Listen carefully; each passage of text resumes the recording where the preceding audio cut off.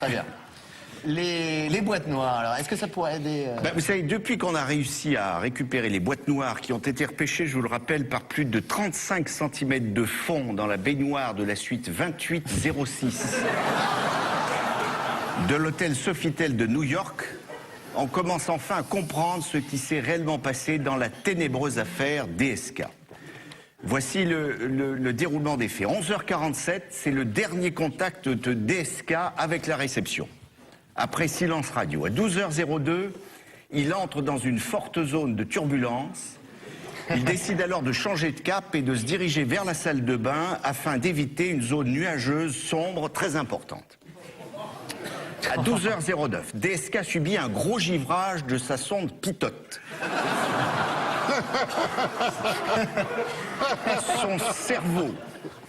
Son cerveau, un des plus sophistiqués de la planète, je vous le rappelle, commence à recevoir des informations erronées. Et son lobe cérébral gauche entre en conflit avec le droit, ce qui a toujours été politiquement son problème.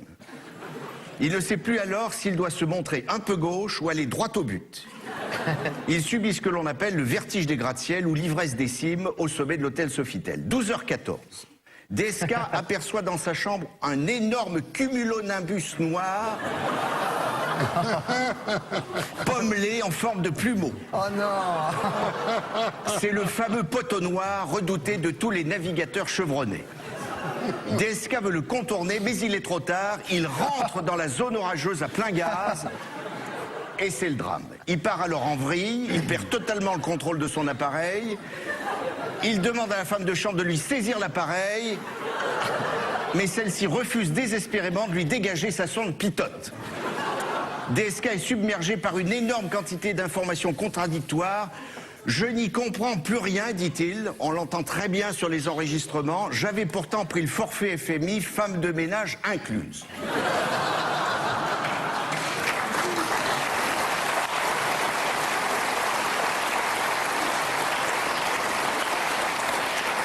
Rien n'y fait. Un énorme mouvement de panique s'empare de la femme de chambre dont on entend très distinctement la voix crier « Panique, panique, panique, panique !» Mais en vieux pilote expérimenté qu'il est, le patron du FMI reste obsédé par son trou d'air dont il connaît la redoutable capacité d'aspiration vers le bas. Il se rappelle alors Mermoz, Ningé Serré-Colli, Rocco Siffredi, enfin j'en passe, que des grands. Et pour tenter de sauver l'appareil, il maintient désespérément le manche en arrière. L'appareil se cabre, l'incidence sur la carrière de DSK devient trop importante, la portance devient insuffisante et l'appareil décroche.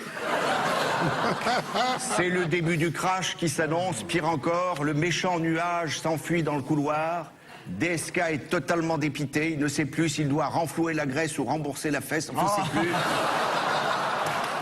Sauver le Portugal ou culbuter l'Espagne, il est complètement paumé. Dans l'émotion, il en oublie même son téléphone. Un BlackBerry, c'était fatal.